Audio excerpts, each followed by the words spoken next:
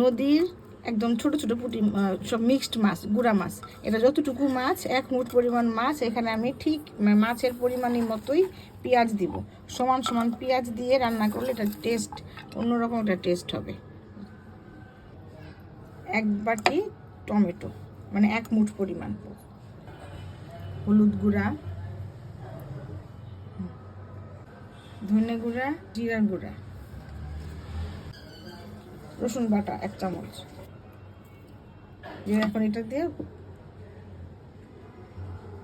তেল দিয়ে এটাকে পেঁয়াজটাকে ভালো করে মাখাবো। মাছ সহ মাখাবো না, কারণ মাছ একদম চটকে যাবে, কচলে একদম গলে যাবে। পেঁয়াজ খুব ভালো করে একদম মশলার সাথে মিশিয়ে একদম মাখা মাখা করে পেঁয়াজের একটা ঘ্রাণ চলে আসবে, তারপরে টমেটোগুলো মাখাবো। এবার মাছগুলো একদম আলতো করে মেখে দিব। কিছু কাঁচামরিচ দিয়ে দিচ্ছি এখন মাখানোর সাথেই, কারণ যেহেতু এটা অনেক পেঁয়াজের তরকারি, একটু মিষ্টি মিষ্টি হবে, তো ঝালটা ব্যালেন্স হয়ে যাবে, এটার সাথে খেতে খুবই ভালো লাগবে। একটু হাত মোছা পানি দিয়ে ব্যাস একদম এখন হাই হিটে দিয়ে দিলাম, ঢেকে দিলাম। তরকারি ফুটতে শুরু করেছে। 5 মিনিট পর এই অবস্থা।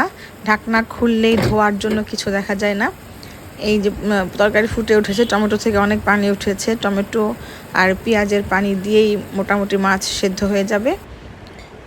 আবার ঢেকে দিলাম। এখন পানি প্রায় শুকিয়ে এসেছে, আর একটু পানি শুকালেই আমরা তরকারিটা নামিয়ে নিব।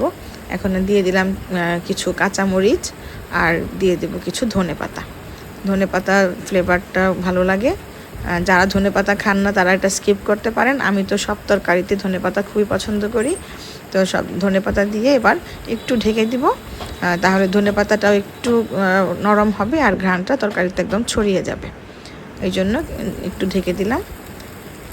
এই তরকারির আউটলুক হয়ে গেছে, আমার তরকারি কমপ্লিট। এবার আমি বাটিতে বেড়ে সার্ভ করব।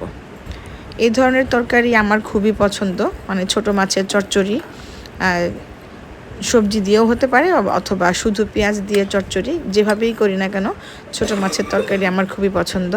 যারা আমার ভিডিও রেগুলার দেখেন তারা অবশ্যই জানেন যে আমি ছোট মাছ খেতে কত পছন্দ করি। যত তরকারি থাকুক, বড় মাছ বা মাংস বা যে কোনো সবজি ভাজি যাই থাকুক না কেন, ছোট মাছের তরকারি আমার খুবই পছন্দ, এবং আমি ছোট মাছের তরকারি দিয়ে খুব তৃপ্তি করে খেতে পারি। এবং ছোট মাছের তরকারি থাকলে আমার খাওয়ার প্রতি একটা আগ্রহ থাকে যে আজকে ছোট মাছের তরকারি দিয়ে ভাত খাবো, আমার এটা খুব ভালো লাগে। তো তরকারি যেমন দেখতে সুন্দর হয়েছে, তেমনি খেতেও খুবই অসাধারণ হয়েছিল, আলহামদুলিল্লাহ।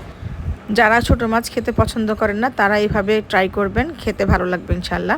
তো আজকে এ পর্যন্তই। আগামীতে আবার নতুন কোনো রেসিপি নিয়ে আপনাদের সামনে হাজির হয়ে যাব। সে পর্যন্ত সবাই ভালো থাকেন, সুস্থ থাকবেন, আমার জন্য দোয়া করবেন। আজকে এ পর্যন্তই। আসসালামু আলাইকুম।